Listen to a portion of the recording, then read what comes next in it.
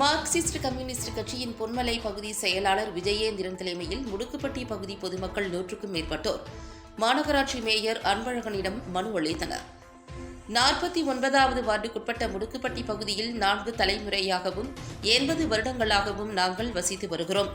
எங்களுக்கு அடிப்படை வசதி, குடித்தண்ணீர், மின் விளக்கு, பாதாள சாக்கடை, சாலை வசதி மற்றும் விளையாட்டு மைதானம் அரசாங்கத்தால் உதவக்கூடிய அனைத்துமே வழங்க வேண்டும். குறிப்பாக நாங்கள் குடியிருக்கும் வீடுகளுக்கு மாநகராட்சியால் முறையான வீட்டு வரி ரசீது வழங்க வேண்டும் என அந்த மனுவில் கூறப்பட்டிருந்தது.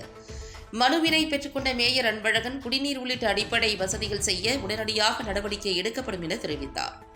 இந்நிகழ்வில் மார்க்சிஸ்ட் கம்யூனிஸ்ட் கட்சியின் மாநகர் மாவட்ட செயலாளர் கோவி வெற்றிச்செல்வம், விஜயேந்திரன், முடுக்குப்பட்டி கிளை செயலாளர் கணேசன், மூத்த நிர்வாகி ராமதாஸ் மற்றும் பொதுமக்கள் கலந்து கொண்டனர்.